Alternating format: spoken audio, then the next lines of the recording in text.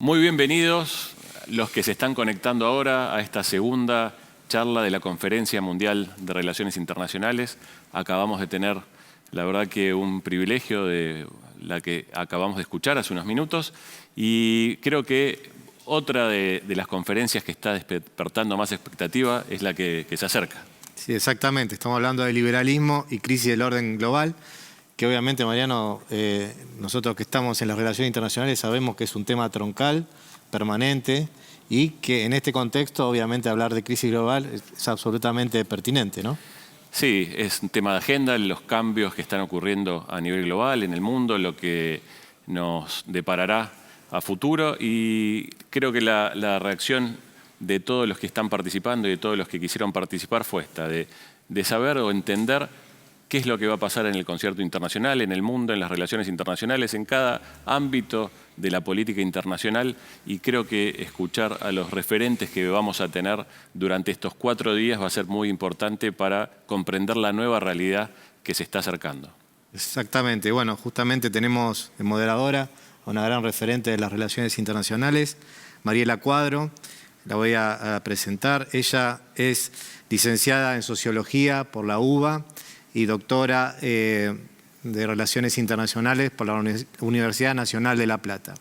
Además, es investigadora del CONICET y de la Universidad Nacional de San Martín. Así que bienvenida, Mariela, y adelante. Gracias. Okay, so I'll start speaking in English. Thank you very much. Welcome to this panel entitled Liberalism and the Crisis of the Global Order. I maybe would add a question mark on this to this title, but maybe if we have time, we can speak with that with Professor John Ikenberry, who is accompanying now us now. Okay, Professor Ikenberry is a theorist of international relations, a very renowned theorist of international relations, and of United States foreign policy. He's a professor of Princeton University, and he works at the Study Center for International Security of Princeton.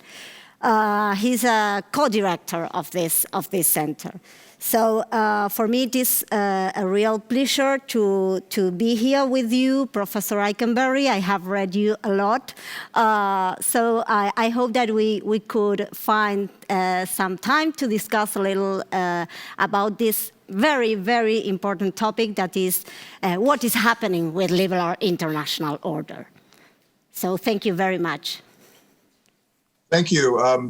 It's great to be here, and congratulations on the World Conference. I'm really honored to be on this panel and to talk about these great issues.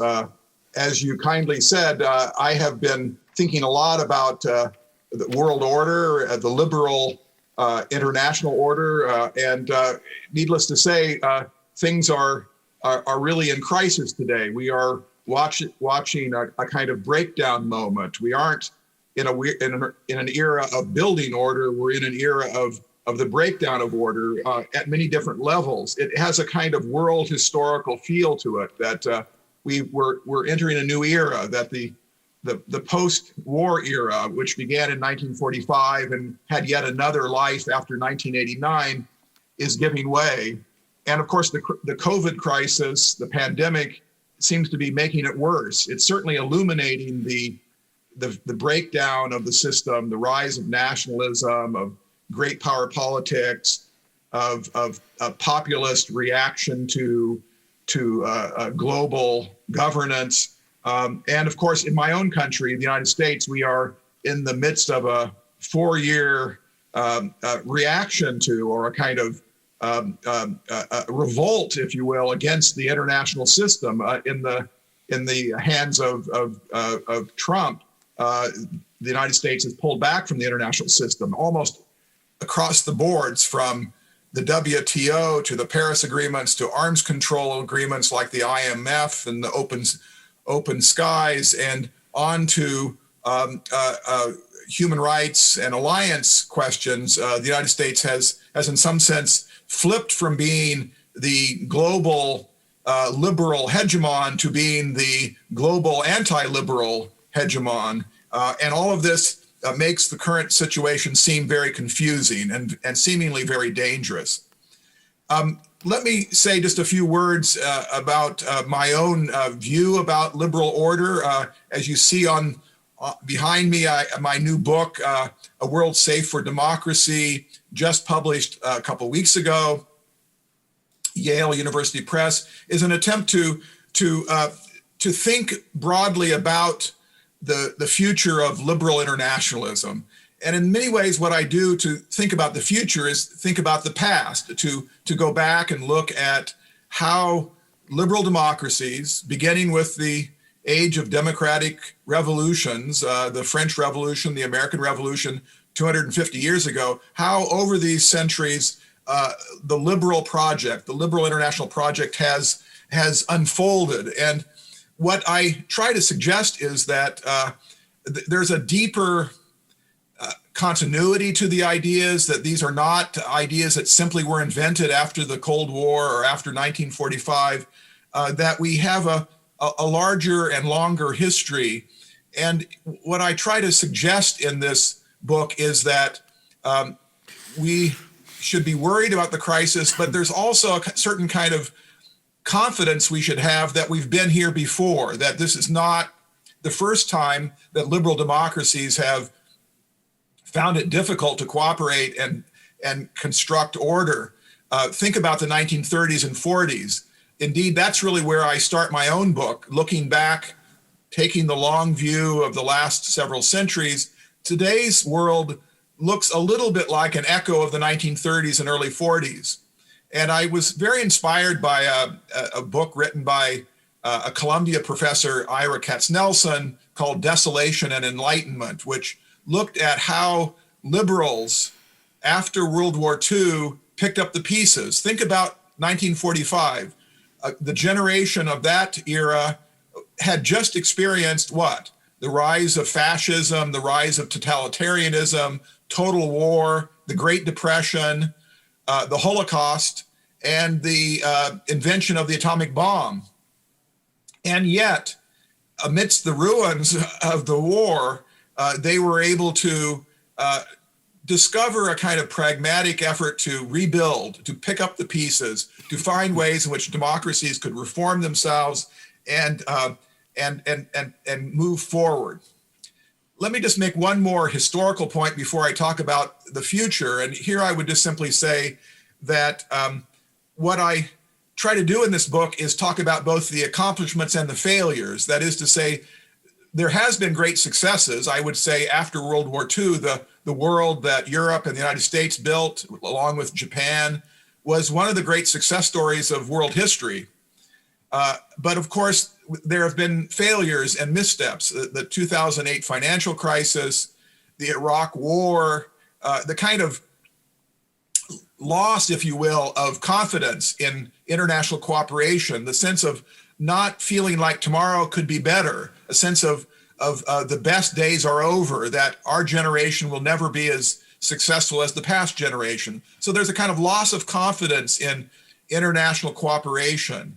And what I try to do in this book is give people confidence that there is a kind of set of ideas that we have discovered over the centuries that really do help us solve our problems. And these are what I call liberal international ideas about open trade, about international institutions facilitating cooperation, about the special role of liberal democracies in cooperation, and then finally the importance of looking at internationalism not as globalism that in some sense tries to overtake nations and domestic political systems, but to work with those nations, to work with those governments to solve their problems of interdependence. This is what the creative thinkers in the 1930s and 40s, I spend a lot of time in my book talking about Franklin Roosevelt, the American president who really helped save the world, really, and the democratic world. And we can, I think, take some inspiration from those ideas. if I can have just a couple more minutes, I'll just simply say that, that we know the bad news. We know the dangers that await us, that we don't have that kind of leadership today that can take us to a better place internationally. But there are some glimmerings, I think, that we can look to that might be what we would build on in the next phase. If the United States makes a decision to go in a new direction with President Biden, I hope it does. There will be another opportunity on the American side, and I think with working with Europe, working with other democracies to rethink the international system. But my list of hopeful signs are really four signs. One is that there is a sense, a wide sense in the United States that Trump has been a failure, that America first does not make America first. It makes us last, and it makes us weaker, and it makes us less respected. And if there's anything to learning and thinking and reconsidering, I think that the United States will look at the last 4 years as a lesson on what not to do. Secondly, I do think our problems are growing. I think the pandemic it will at some point go away, but there will be other pandemics. And there will be other problems of interdependence, economically, politically, in security affairs. So that's number two. Number three, I think there is a new energy around the world among countries that have not always been at the top of the hierarchy. We'll call them middle countries. Canada, Australia, South Korea, European countries. And there is an interest in those ranks of countries in rebuilding multilateralism. I might note that last year in 2019, the spring, I think it was Germany and France who launched this Alliance for Multilateralism. 50 countries have joined.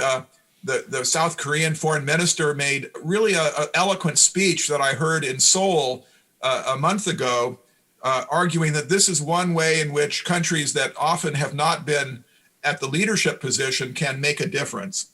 And then finally, and I'll stop here, I do think the rise of China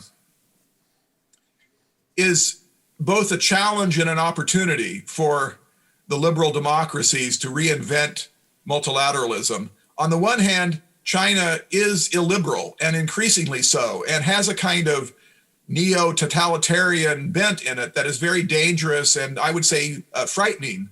And it's not a country that is going to support liberal democracies going forward. But on the other hand, it also shows to the old liberal democratic world that you can't take your values and your institutions for granted, that there is a contest, a global contest over what direction modernity will take. And so the rise of China may provide a kind of spark for liberal democracies to get their act together and know that there's a competition of ideas and that the world is now really up for grabs. And if we want to secure our way of life, we will have to redouble our efforts to build a world safe for democracy. Thank you very much, Professor. Okay, so I will start to make you some questions. Maybe I will make some comments if I can. So I have read you a lot. I have told you this, and I was wondering, for listening to you now, that this is like a story centered in the West. It's like all that you are saying is centered in the United States or in Europe. And maybe I am talking from the South. I am a Southern scholar. So I think I have to make you some question of what is the role that maybe South America or Latin America play in this word that you start seeing this recovery of the liberal international order? What is the role that you think we could play?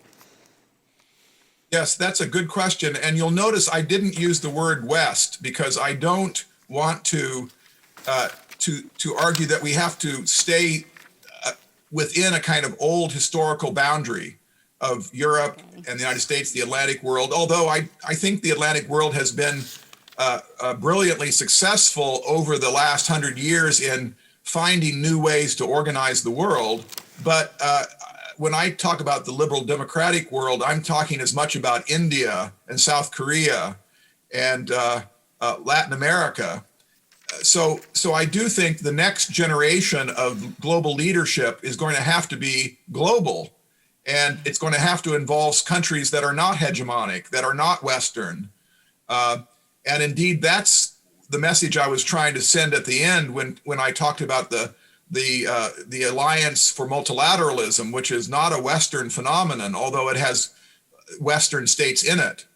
The second point I would make is, if I'm a member of the Global South,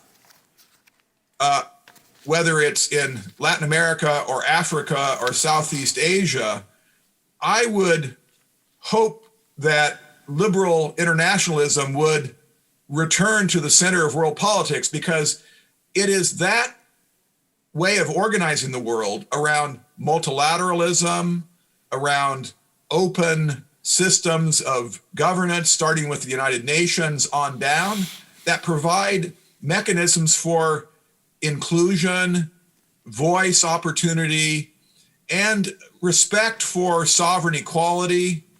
So if I'm a poor developing country, I want more rather than less liberal internationalism. I don't want what the alternative ordering principles of world politics offer, whether they're Russian or Chinese, which really is more about spheres of influence and a kind of dividing the world into imperial or zones of influence that create hierarchy and divide countries. So I want a universalistic set of ideas, starting with the ideas that are enshrined in the United Nations, but also liberal ideas of reciprocity, of equal access, of non-discrimination, of most favored nation status, so that there is a rule-based system rather than simply a power-based system. Now, liberal order, as it's been practiced by the United States, has been imperfect and in various ways imperial and hegemonic and power political. That is true. The United States and other liberal states have never been solely liberal. They've been lots of other things. But their ideals and organizing principles for international system, I would argue, are better than the alternatives. And if I am a poor, weak, developing country, I want more rule of law. I want more open access. I want more collaborative efforts at the top of the system to support trade, aid, and development assistance. So that's my answer to you. It is a global project. It's not just a Western project. And that's true, that will have to be true for the 21st century, even if it wasn't fully true in the 20th century. Okay, thank you. Maybe I will make a follow-up from that. Don't you think that I understand this? I think that this discourse of liberalism is in crisis, but if the best system we can aspire to or we can live to, I think it is for the South. It is a little bit problematic, but also I think that this discourse impedes us to think in other possible progressive alternatives. I agree with you. I don't want a world where injustice reigns. I do want a democratic world, but I am not so sure that the current world order be as democratic as you painted. I mean, I think that there is a very dark side of liberal international order for the southern parts of the world. And I'm not thinking just in Latin America, I think also in Africa, or I think in the Middle East, that I don't know if liberal globalism is something that they just see as a good thing. I mean, liberalism and liberal powers has been intervening all these countries constantly. So I don't know what is, why we shouldn't be thinking in a progressive alternative that really help us to develop in according to our way of life, not according to a universal way of life. Well, I would love to see that progressive agenda to see whether it's something that actually is good for everyday people. There have been a lot of powerful states that have stomped around the world in the name of workers of the world unite, and it hasn't turned out so well. What I would say is you're absolutely right. There is a dark side to liberal order. Not all of that is because of liberalism. Some of it is because states, and this is where I would disagree with you, is states aren't liberal enough. They are seized by military industrial complexes, corruption, by corporations, by elites and banks and others that are not faithful to we the people, to principles of the people decide. The government is for the people, by the people, and from the people. So this kind of liberal vision is not that it's not so much that it has a dark side. It's simply it hasn't been realized sufficiently. Okay. And it is a progressive, deeply progressive, even revolutionary set of ideas. Think about the preamble to the Declaration of Independence. That was a revolutionary idea. That was more progressive than any progressive ideas I see on tap today around the world. It was the first set of countries or colonies that rebelled against empire. It was an anti-imperial creed that we are the authors of our own fate.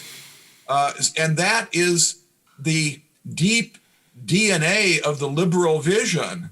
So we need more of that, not less of that. And I think whether it's Mandela in South Africa or Havel in the Czech Republic or other great leaders from outside of the old Western powerful states, they know that, and they've made that clear to them that that the principles they want are principles that are inside of the liberal democratic experience, but not fully realized.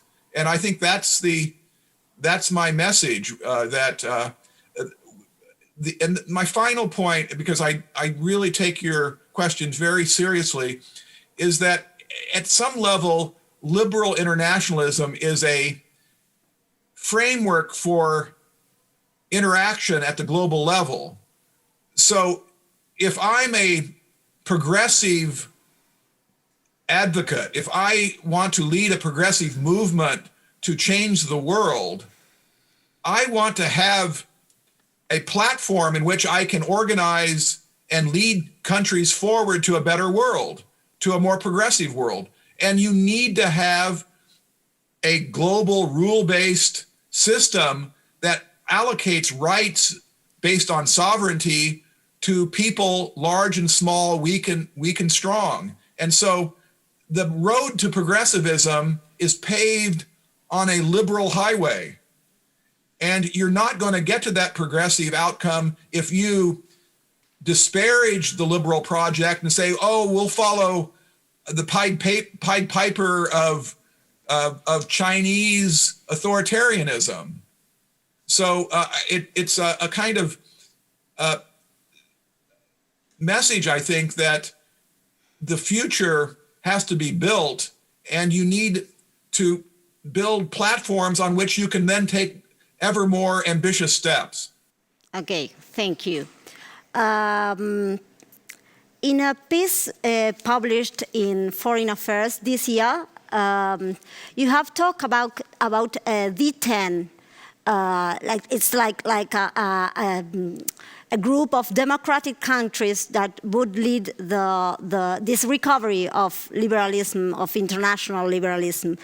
I would like you to develop on this a little bit, and maybe if you could make a link with a Biden platform for the program for foreign policy in the United States in the case he wins the election. Thank you. Thank you.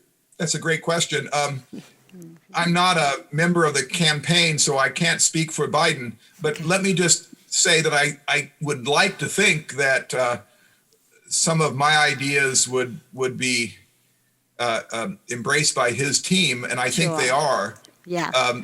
Let me just say something about the D10. I'm not an original thinker on the D10. There are other groups and think tanks that have talked about this. Indeed, there is a D10 existing today at the level of intergovernmental cooperation. The 10 high-capacity democracies, as they've been defined, meet every year. The policy planning directors of the foreign ministries of each of these 10 states meets and has been meeting since really through the Obama years. It really began with the last year of the Bush Jr. administration.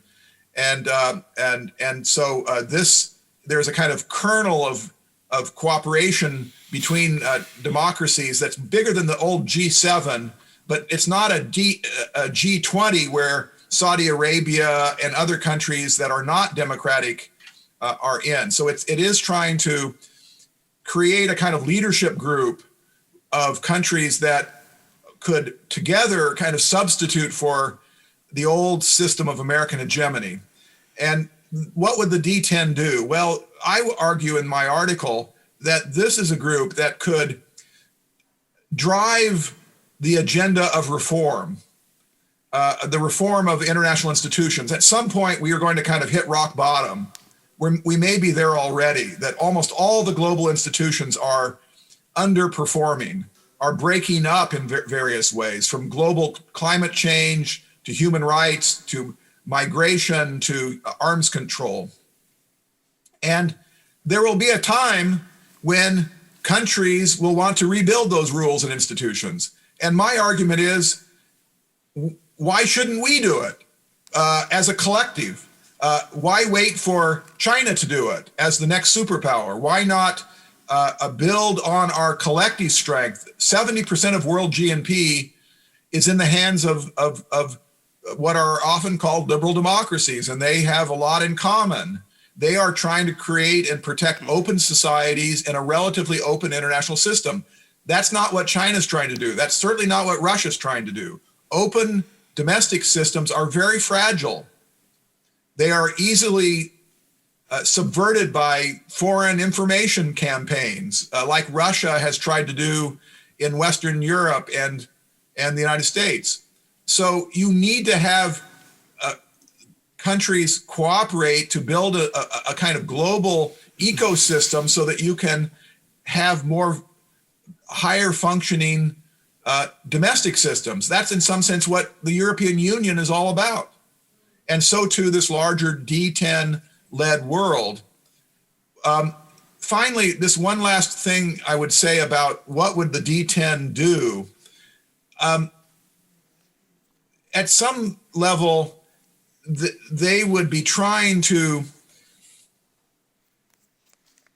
prioritize a set of values that we would like to save and protect as our global institutions are reformed. And these values are of various sorts, but values such as transparency, freedom of information, the role of civil society, reciprocity, sovereign equality, peer review, best practices. these are all, you might call them generic principles that give the international governance system some sense of fairness. And those are values that are most fully embraced by D10 type countries. And so my answer to your question is the D10 could be a kind of leadership group. Now, I think that the Biden administration, if we have one, agrees with that. I think Vice President Biden has talked about a kind of what would the new administration do on day one? Well, he has said on day one, the U.S. would rejoin the Paris Agreement. And he has said in his own foreign affairs article, published early last year, that he would initiate a kind of dialogue among alliance partners, NATO partners, East Asian partners.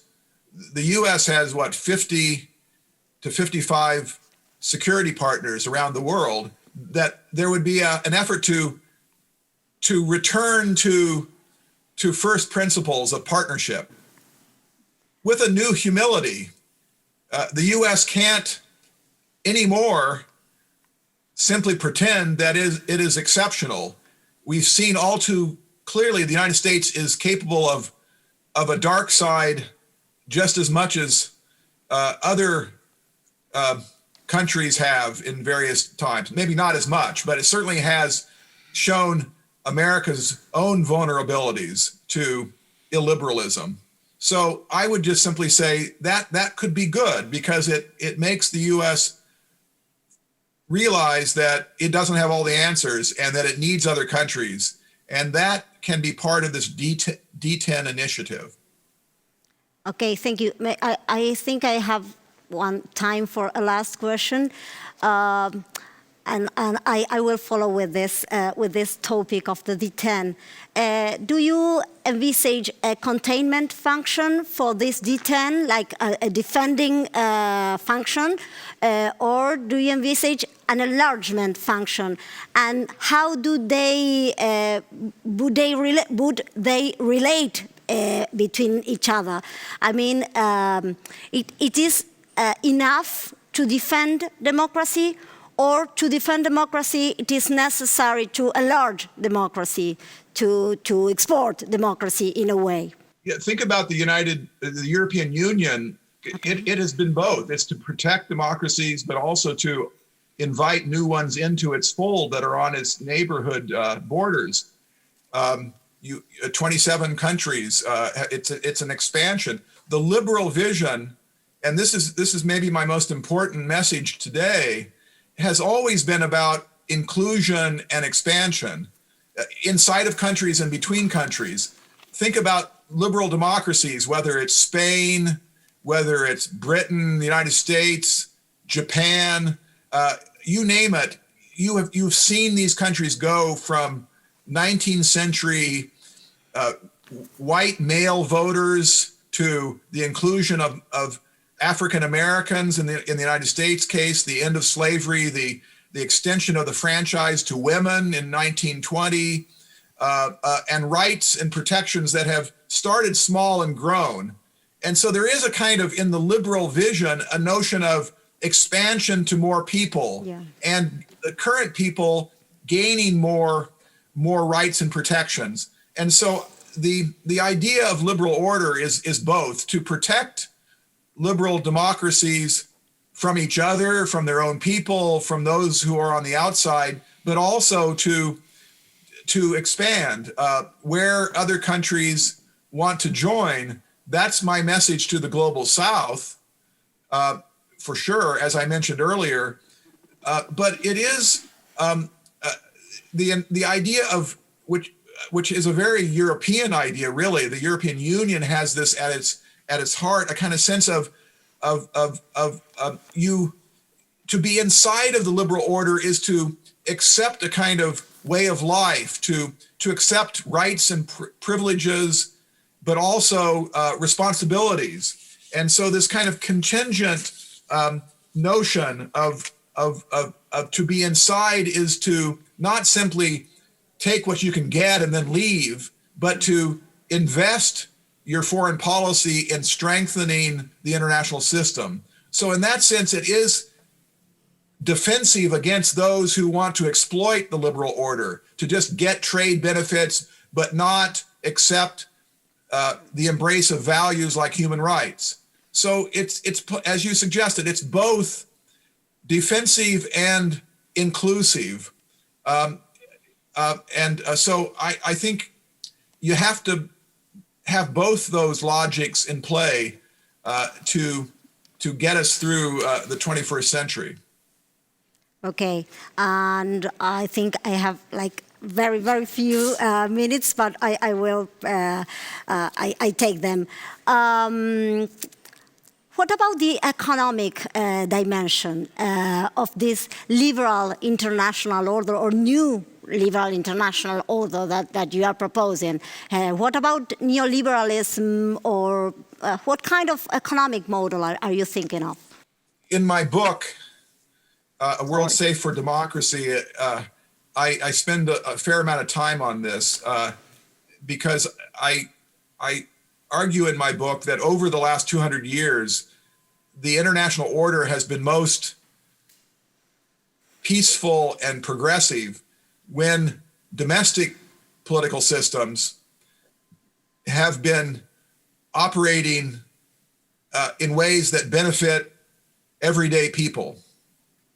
So the economic foundations of international order are fundamental. Yeah. And the neoliberal turn, which really began in the 80s, maybe some people even argue in the 70s, but it certainly took shape in the 90s and after the Cold War.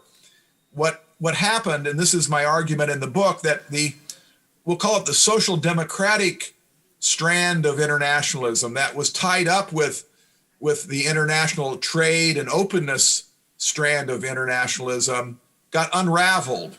So we lost that connection between domestic well-being and domestic equality and the kind of social welfare contract that societies felt they were in. And because they were in, they felt they could then step into the international system and support a kind of global cooperative system.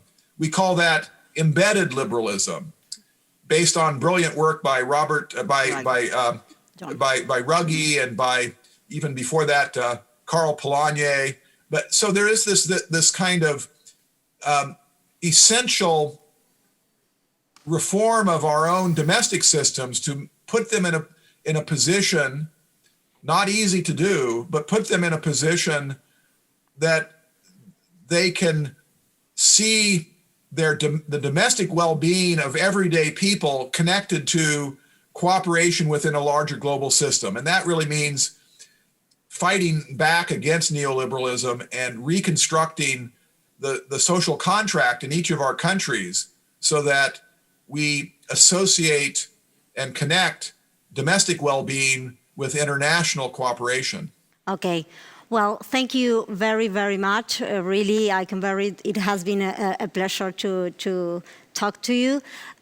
So I think we have to say now goodbye. It is the end of this panel.